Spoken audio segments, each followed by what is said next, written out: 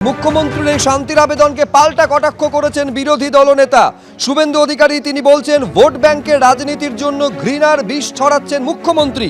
শান্তির বার্তার নামে ঘৃণার বিষ ছড়াচ্ছেন মুখ্যমন্ত্রী, এই অভিযোগ তুলে আক্রমণ শানাচ্ছেন শুভেন্দু অধিকারী। তিনি বলছেন, বিজেপি ও সংঘের বিরুদ্ধে মানুষকে উস্কানি দিচ্ছেন মমতা বন্দ্যোপাধ্যায়।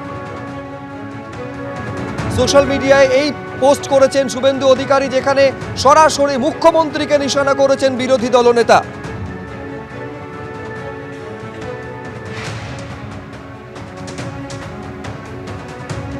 যে ঘটনা ঘটেছে মুর্শিদাবাদের ঘটনার প্রেক্ষিতে শান্তির আবেদন জানিয়ে মুখ্যমন্ত্রী মমতা বন্দ্যোপাধ্যায় একযোগে বিজেপি এবং আরএসএসকে নিশানা করেছেন।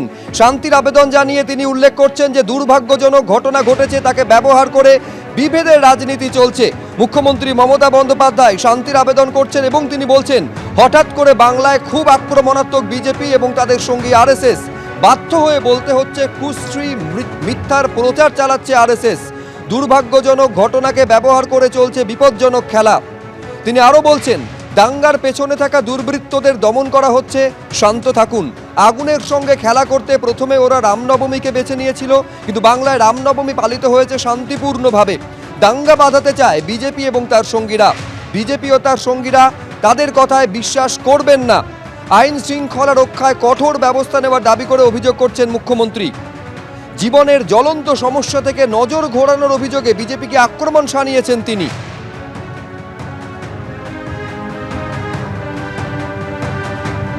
আর মুখ্যমন্ত্রীর এই শান্তির আবেদনকে পাল্টা কটাক্ষ করেছেন বিরোধী দলনেতা শুভেন্দু অধিকারী। তিনি বলছেন, ভোট ব্যাংকের রাজনীতির জন্য ঘৃণার বিষ ছড়াচ্ছেন মুখ্যমন্ত্রী।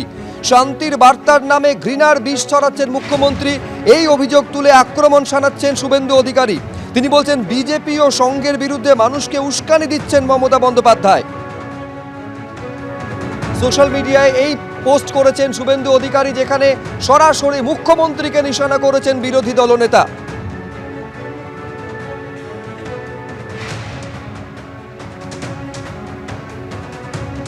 পলিটিক্যাল কারণে উনি করিয়েছেন, তো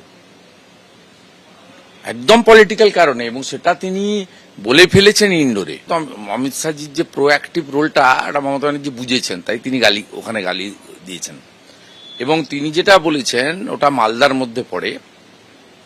তো অ্যাডমিনিস্ট্রেটিভ ডিস্ট্রিক্ট তো মুর্শিদাবাদ, পুলিশ ডিস্ট্রিক্ট তো জঙ্গিপুর, মালদা তো শুধু সাউথ মালদা পার্লামেন্ট। ওনার মুখ থেকে বেরিয়ে গেছে সত্যি কথাটা, কারণ একদম খুব ক্যালকুলেটিভ ওয়েতে করেছে। 48,000 মাইনাস আছে মোথাবাড়িতে। শামসেরগঞ্জ এবং ফারাক্কা দুটোতেই ঈশা খান চৌধুরীর লিড আছে।